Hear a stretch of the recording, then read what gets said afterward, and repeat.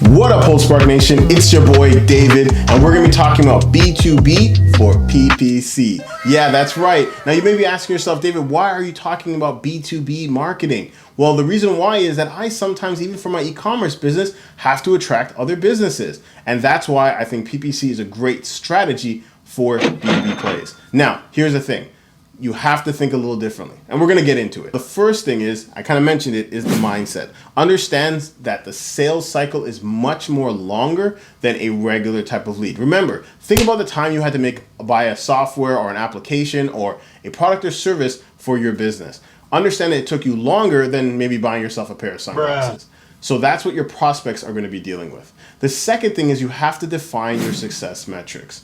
What is the cost, or what is a lead worth for you when it comes to B2B? So understand the success metrics so that you can make the right decision for your advertising. Third, you then want to decide how you're going to market in terms of your sales funnel. Now, the sales funnel is the overall buying process that your prospect is making, and you have to plan for each part of the sales funnel. So on the top of the sales funnel, that's where someone who has no idea about your brand. So you're going to maybe want to take advantage of display advertising, and you're going to want to put content in front of them that will make them to want to get to know you a little better. Maybe you want to put out an ebook, a white paper, something that will get them to say yes to you for the first time. The second part, or the middle tier of the funnel, is where they know who you are, but they're still trying to make a final decision. Now, keep in mind, the best thing to do at this point is remarketing. And when I say remarketing, what I'm talking about is, you ever have those ads that kind of follow you around and you're like, what the heck? Why is it always everywhere? Well, that's remarketing. So you want to have those kind of ads that basically follow around your prospect, but you're giving them extra value. Now, make sure that you tier the type of stuff you're doing for your remarketing. So you want to have an ad or a piece of content that relates to where they are in the buying decision. The bottom part of the funnel is where basically they're ready to buy. Now you want to basically put out content that's basically saying to them, hey, what's stopping you? But you basically want to have something that allows them to make the final sales decision. And this is where your sales team should be stepping in at this point in the bottom tier of the funnel. So make sure that you keep that in mind. Now, once you've basically done that, you then want to do the right type of keyword research. You want keywords that are closer to where people are going to be making buying decisions. You're basically looking for keywords that are more defined that will basically put you in the right position for someone to get ready to buy.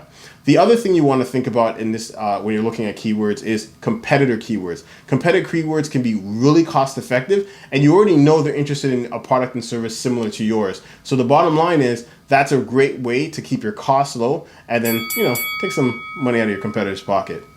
The next thing you have to think about is you want to think about ad extensions. Ad extensions basically take up more real estate in your SERP listing. You want to basically take advantage of that because that's a great way to, one, take up more space and make you look more dominant, but also at the same time, it can help with your quality score, which means if you have a great quality score, you're basically paying less for your ad spend. Now, the next thing you want to focus on is giving out quality content.